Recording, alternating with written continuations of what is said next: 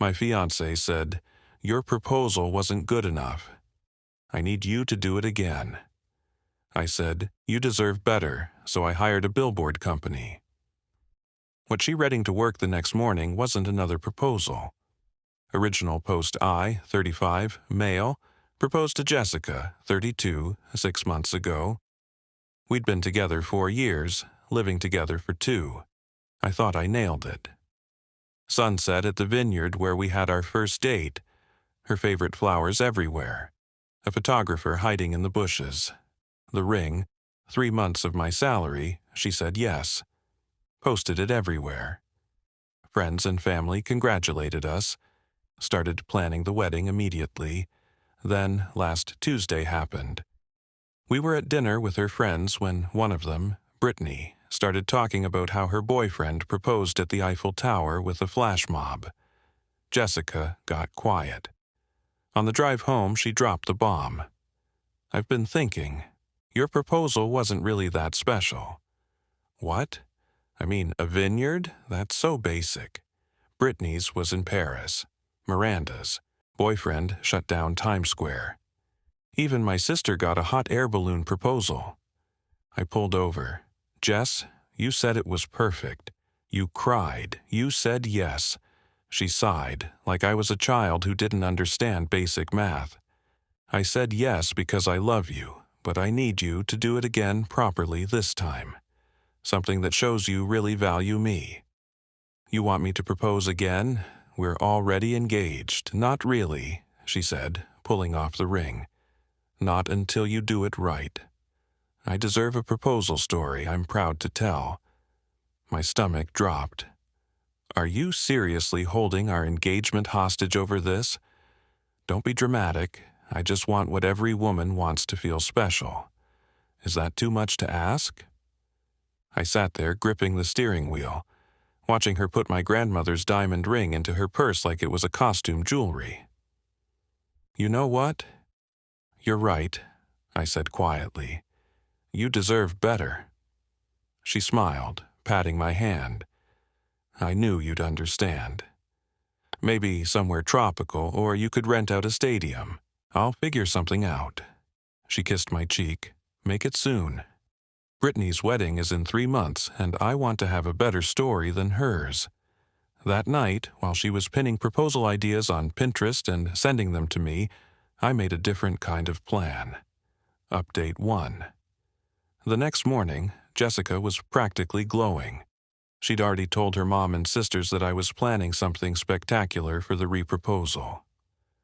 "Mom wants to know if she should fly in," she said over breakfast. I told her, "Probably, since you're obviously going big this time, tell her to wait," I said. "I want it to be a surprise." She spent the next 3 days dropping hints. Showed me a video of someone proposing via skywriting. An article about a guy who hired an orchestra. Someone who carved their proposal into a corn maze. "Just making sure you have inspiration," she'd say. Meanwhile, I was busy with my own preparations. First, I called my jeweler. Explained the situation. He was horrified. "She gave back your grandmother's ring. The one you had reset specifically for her, currently sitting in her purse like a participation trophy." He offered to help however he could. Next, I called a lawyer friend, asked some hypothetical questions about engagement rings and gifts. Very enlightening conversation.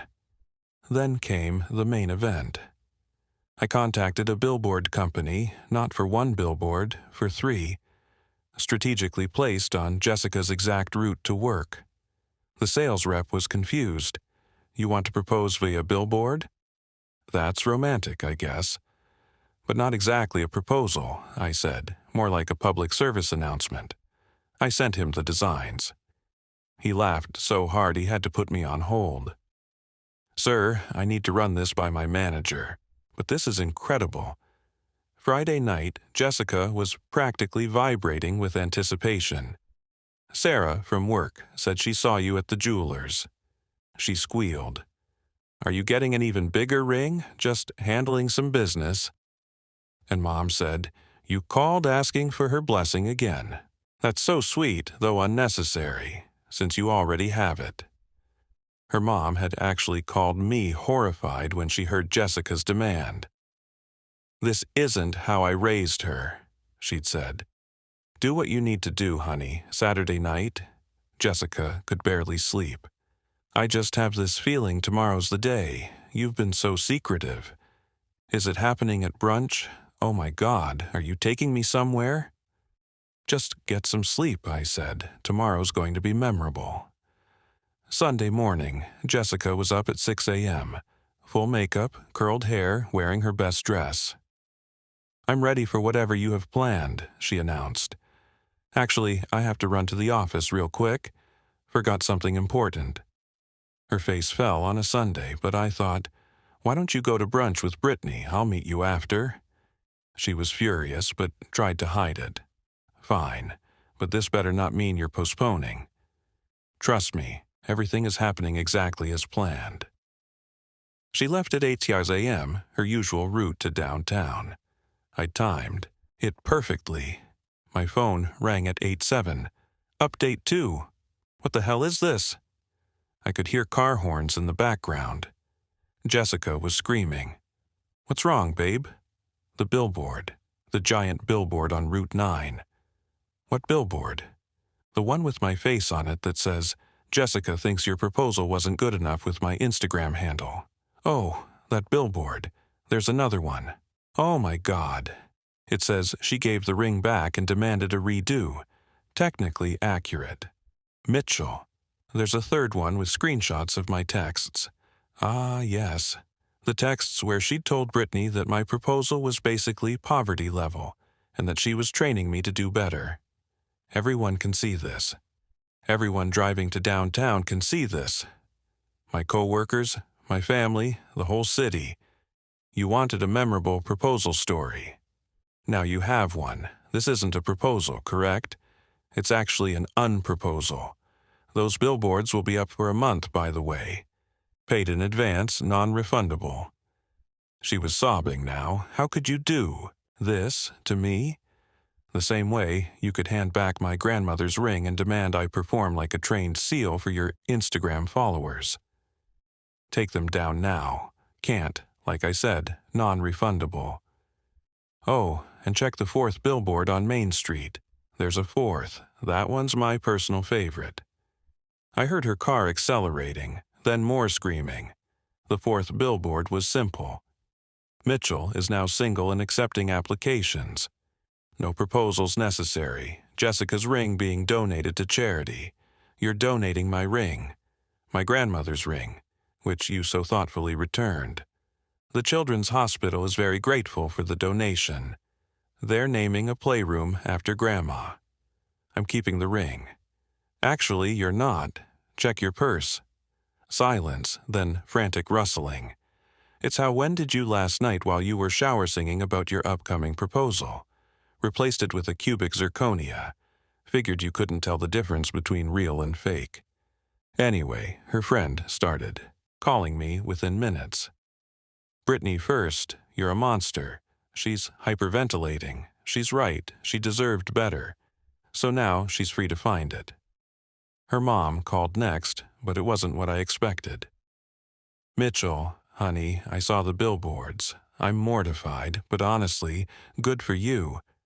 She needed this wake-up call. I've been biting my tongue for years about her behavior.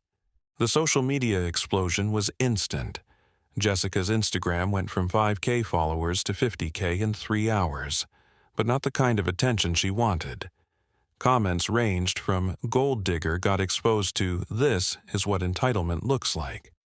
She tried to do damage control, posting that it was all a misunderstanding and that I was emotionally abusive for publicly humiliating her.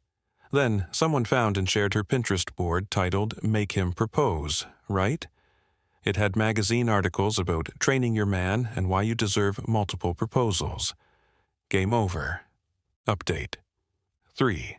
Monday morning was chaos. Jessica's dad called me at 7 a.m. Gordon was old school, a veteran who'd built his plumbing business from nothing. Son, I saw everything online. Jessica's staying with us now. Her mother showed me the billboards on her way to church. I'm ashamed. Gordon, I'm sorry it came to this. Don't apologize. I've watched my daughter turn into someone I don't recognize.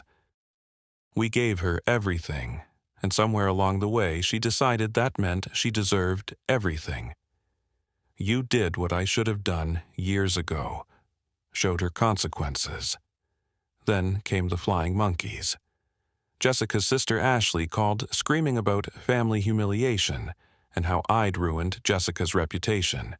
She ruined it herself when she decided Instagram likes were more important than genuine love. She's had to deactivate all her social media. Do you know how hard she worked for those followers? Sounds like a personal problem. Her friends' group split. Half defended her, calling me toxic. The other half confessed they'd been waiting for someone to call her out for years, Miranda texted. Honestly, she made fun of my engagement ring for being only 1 carat. Karma's real, but Jessica wasn't done. Tuesday afternoon, I got a call from my HR department. Mitchell, we received a complaint about the billboards. Jessica claims they constitute harassment and create a hostile work environment since some employees have seen them. Jessica doesn't work here. No, but she says your actions reflect poorly on the company. My manager actually laughed. Look, Mitchell, between us, those billboards are legendary. But officially I have to ask, is there any threat of workplace violence or continued escalation? No, the billboards run their course and I'm done. Moving on with my life. Good. Oh, and my wife wants to know if you're really taking applications, asking for her sister. Wednesday, the plot thickened. Jessica hired a lawyer, a real one, sent a cease and desist demanding I remove the billboards and pay damages for defamation and emotional distress. My lawyer friend, Jake, took the case pruno. His response was beautiful. The billboards contain factual statements and Miss Thompson's own words. Truth is an absolute defense against defamation. Furthermore, Miss Thompson publicly announced her relationship status change, and ring returned to multiple witnesses. No damages will be paid, the billboards remain as contracted. Then came the extinction burst, but not the usual kind. Jessica showed up at my apartment Thursday night, but not to yell or cry. She brought a camera crew. What is this? I'm a content creator, Mitchell. This is content. Confronting my toxic ex will get millions of views. The cameraman looked uncomfortable. Ma'am, he needs to consent to filming. He humiliated me publicly. I don't need his consent. Actually, you do, I said, holding up my phone, recording her recording me. And you're trespassing. Leave now, or I call the cops. She tried to push past me. This is still my home too. No lease, no keys, no belongings here. You moved out, Qley, months ago. Remember when you said my apartment was too basic and went back to your parents? The cameraman was already backing away. Lady, I'm not catching a charge for your TikTok. She lost it, started screaming about how I'd ruined her life, her reputation, her brand. Your brand was fake, built on making others feel less than. Consider this a rebrand opportunity. The cops arrived just as she was trying to kick my door in. Her designer heel broke in the process. He stole my engagement ring, she told the officers. I showed them the texts where she returned it, demanding a new proposal. Showed them the receipt for the billboard company. Paid for my personal account.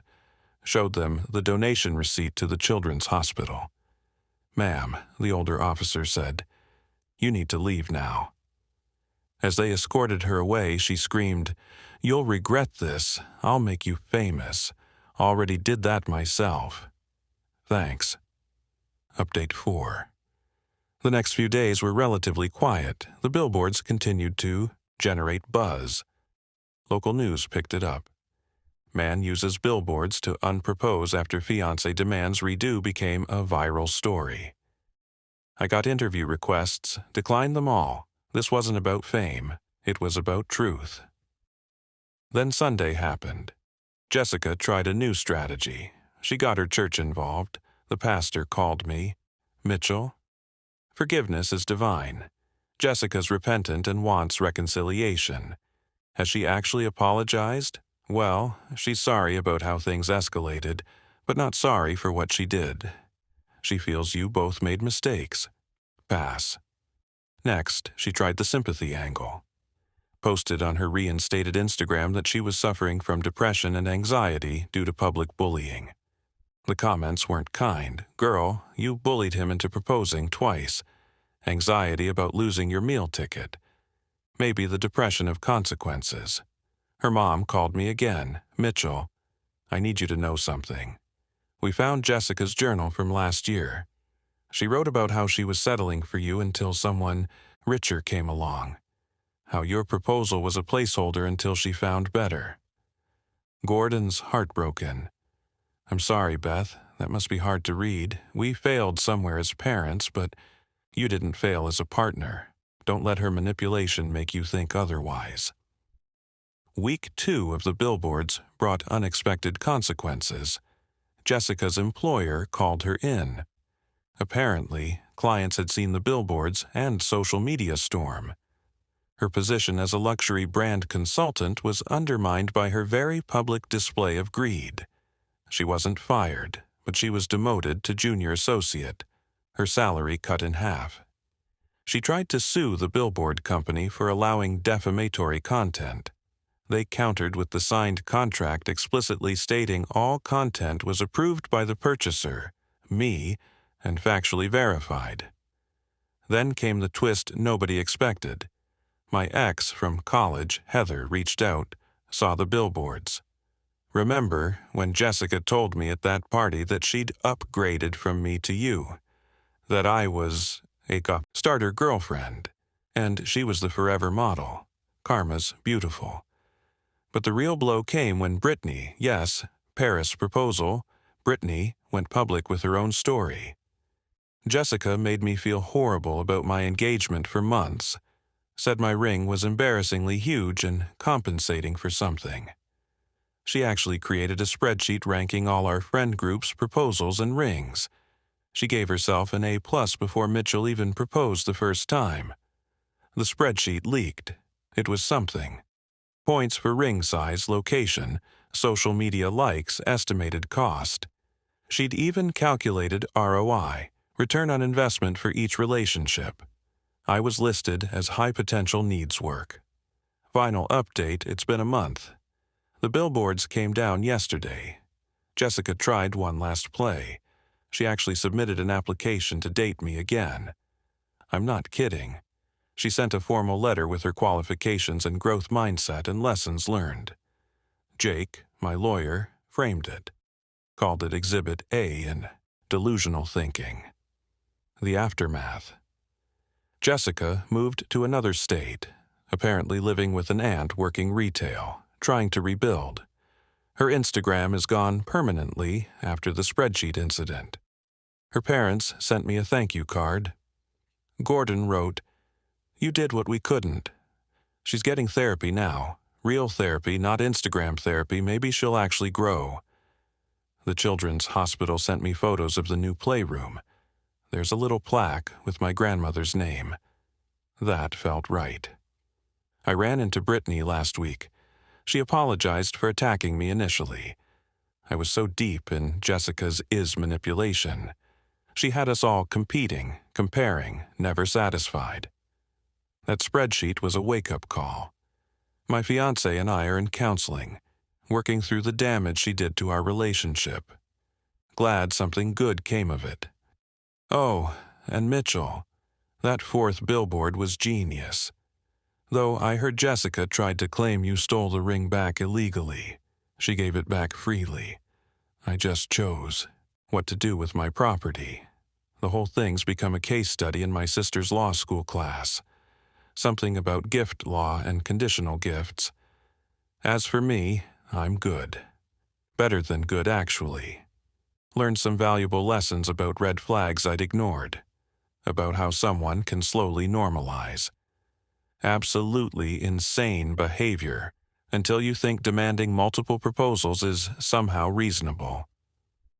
My grandmother would have been proud. She always said, "When someone shows you who they are, don't propose to them twice." Well, she didn't say exactly that, but the sentiment stands. To anyone dealing with similar entitlement, you don't owe anyone a performance. Love isn't measured in Instagram likes or dollar signs. And if someone hands back your grandmother's ring because your Sunset Vineyard proposal wasn't gram-worthy enough, buy a billboard. Or 4, the truth costs less than a second proposal and lasts way longer than any engagement. Edit. Since everyone's asking, no, I'm not actually taking applications, and that was just billboard humor, though my DM suggests there's a surprising market for guys who buy billboards instead of second proposals. Edit 2. The Children's Hospital reached out. Apparently, donations have increased 300% since the Playroom story went viral.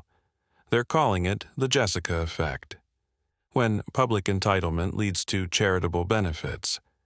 Silver lining, Edit 3. Jessica's mom, Beth, sent me a message yesterday. Jessica's apparently been working with a therapist who specializes in social media addiction and narcissistic behaviors. She's not ready to apologize yet, still processing that her actions had actual consequences. But it's a start. I genuinely hope she gets help. Music.